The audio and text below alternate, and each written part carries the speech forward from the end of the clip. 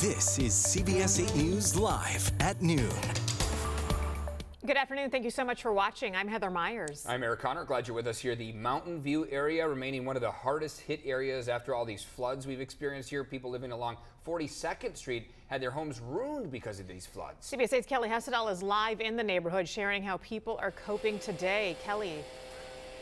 Yeah, and the cleanup continues at this hour. Take a look behind me. You can see this gentleman behind me cleaning out his car. He was using a hose.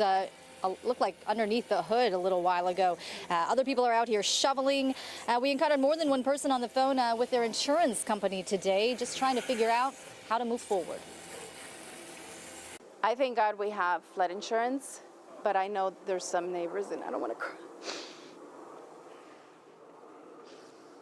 I know there's some neighbors that don't have insurance. I feel bad for them. You know, thank God we do. We have flood insurance, and you know, we're covered in certain areas. It's going to be a hassle because I have people telling me that I have to take pictures of every single thing that was damaged, you know. So it's a lot. And that was Mary Landavazo. We spoke to her yesterday, and she told us the water was about 4 feet high at one point inside her home. So a lot of cleanup underway. People are out shoveling. I saw a kid using baggies over his shoes while he shoveled, that is, so they wouldn't get as dirty. And as you can imagine, no one in this neighborhood got very much sleep last night, just tossing and turning, thinking about what to do, who to call, how to begin cleaning up. Now, Landavazo told me the smell in her home is just so bad from the flood waters that it was impossible for her to sleep. Her husband said he woke up today hoping yesterday's flooding was just a dream. So a lot of work ahead for them, for their neighbors. The neighbors say the flood channel that was clogged with trash and debris behind their homes is the reason this neighborhood flooded. Landavazo says repeated complaints to the city have been ignored. We told you guys. We've been here going on 12 years. And have dealt with this brush. This is not the first time. Last time it came up to 2.5 feet, and they know it. The city knows it because the drains were clogged. Do your job. Do your job, because now we're left with this. Bloody mess left behind here in Mountain View at this hour. Now, Mayor San Diego, that is Mayor Todd Gloria, we do know is expecting to hold a media availability this afternoon. I will be there, and I'll be trying to get some answers for the people in this neighborhood. But for now, let's go to my colleague Regina Urita for the latest on cleanup in the South Bay. Regina? Yeah, that's right. And I'm actually in National City right here at Happy Hollow Mobile Home Park. What you're looking behind me is a city crews starting to clean up some of the mess that this torrential rain left behind here at this mobile home park that's located on Division Street. So these are city crews with their city vehicles. They're picking up some of the belongings that are completely damaged, that are soaked, and they are really just with so much mud right here. This road, we are completely surrounded by mud. This is some of the damage that was left behind.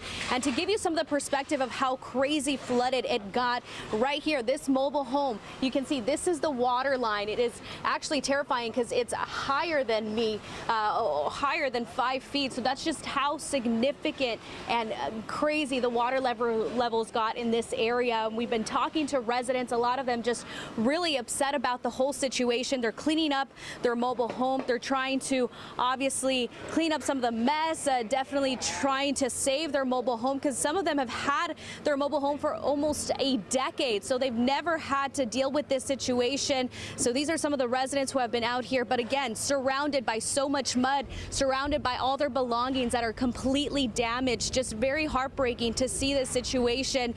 Some of the residents really didn't want to talk off camera. They did say, you know, they're just really upset about the whole situation, but I'm very glad that city crews, city officials have been helping.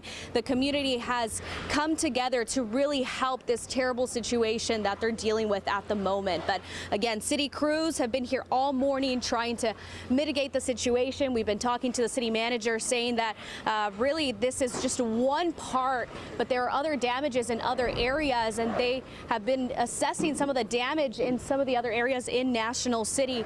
I should also mention that some of these mobile homes, they really can't sustain the amount of rainfall that happened yesterday. yesterday, we're talking 3.7 inches. I mean, just to hear that number, the amount of rainfall that fell within just a few hours, starting at 6 a.m. to 11 a.m. That's almost 4 to 5 hours. And that amount of rainfall that we usually get within months, we got it in just a few hours. In National City, you're really just seeing how hard they got hit, some of the community members here.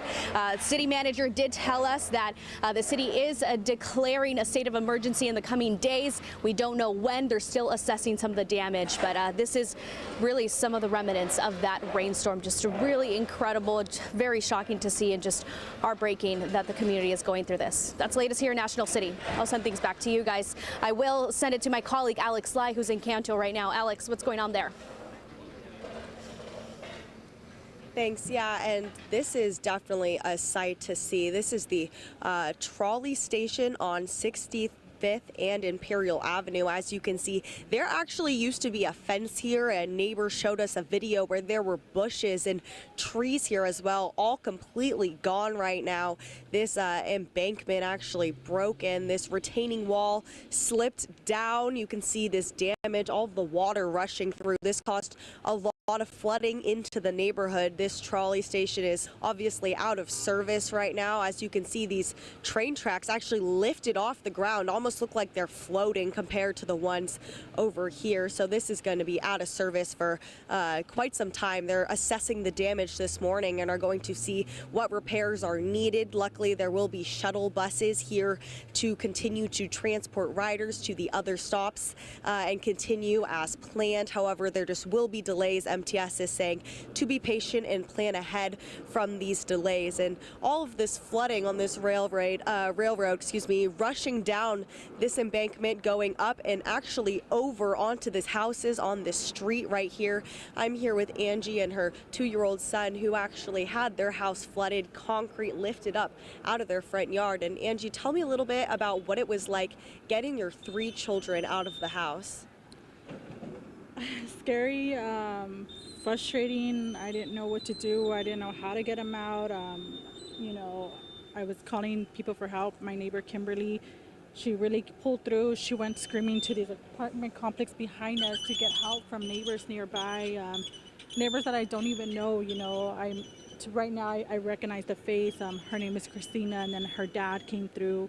And, you know, they all came in, they helped me with the 3 kids, my 2 dogs, and my brother's ashes. You know, I needed to get them out of the house. And I don't know what I would have done if nobody had came through. Like, the water was just coming fast, like full speed at us. And it was hard. The fences were knocked down, so you don't know where you were walking anymore, what you were going over. And I fell in the water. I know Christina's dad fell in the water. But they got us to safety through the back of these houses, and you know, they gave us blankets and everything. They were trying to keep the kids calm. And then I do remember that a gentleman named Ben with his girlfriend Juliana, they were passing by, people who were just passing by trying to figure out how to get out of the floods in a Tacoma. And they're like, hey, do you need help? Do you need a ride? And I'm like, and they're like, just get in my car, I'll take you. And they took me to my mom's house in City Heights. And, you know, I'm grateful for them too. Because they're like, you know, we never go through here, but it's like we were placed to be here to help you. And I'm like, I think so too, you know, so I'm grateful for them as well as everyone else here. But it's a scary, unexpected thing that happened. I've been here 10 years and never had experienced this, never. And we weren't even prepared for it. I don't even think sandbags would have helped us. Thank you so much, Angie, and very relieved to see that you are safe. Your house is, you know, on the road to recovery. And actually, take a look behind me. Crews working. There was in a church cleanup group helping right here. It's very beautiful to see the community gathering once again to help people who need it in the middle of this travesty. And so this is obviously happening all across the county as we've been covering. People's houses are being flooded, and cleanups are continuing today as that mud is racking up from all of that rain we got yesterday. In Encanto, Alex Lai, CBS 8. Disaster is the best way to put it, but yeah, just everything's everywhere. Everything's out of place, flipped over and wet. Yeah, assessing more damage there. In Southcrest, residents are dealing with things like broken windows, valuables destroyed, debris in the streets. Water filled some apartments along Logan Avenue. Here's a look. Residents from the bottom level had to find somewhere else to spend the night as they figure out what comes next for them. Believable. I'm still looking at the positions of the cars. This is like unreal. I've never seen anything like this. Many cars were pushed by the floodwaters, as you can see here, ramming into fences. And this is coming into our newsroom here. Governor Gavin Newsom has declared a state of emergency in San Diego and Ventura counties to help with recovery from recent winter storms. This includes changes to make unemployment benefits easier to access for those impacted by the storm and waiving fees to replace records lost by these storms, like driver's licenses and birth certificates. And this afternoon, Coronado is under a state of emergency as well due to all of the flooding they've seen. They've opened a shelter at the community center on Strand Way, and right now people in the country club area are being asked to not flush toilets or run the sink or shower for at least 24 hours because the sewer system was impacted by the rain. So here's the message they sent out here. The city says that the drinking water supply, though, is okay. Coronado's Mayor Richard Bailey says the declaration streamlines funding to get the community back on its feet. Look at this, a pump station under construction right now in Coronado. The mayor says yesterday's storm overwhelmed the 40-year-old facility. There really was just nowhere for the water to go. It inundated the station, and that's also what contributed to the flooding. Now, once this new project is completed, the new pump station could help prevent future floods like this. Right now, Coronado is not reporting any injuries or fatalities. And here's some new details that we're getting into our newsroom here, some new pictures here. You can see people kayaking through the floodwaters in this video. A lot of people doing whatever they could to move around, to get out during this storm. This street covered in water and mud, cars nearly completely submerged. All you can see is the windshield in the middle of your screen there. Trash cans toppled over and debris floating in the water right there. The National Weather Service posted on X showing the San Diego River and the high water levels there. Wow. They also posted this photo showing the metro in Fashion Valley with roadways covered in water and in Pacific Beach. Crews rescued several people and, yes, even a dog on a surfboard. Yeah, rescue crews rescuing humans and their pets.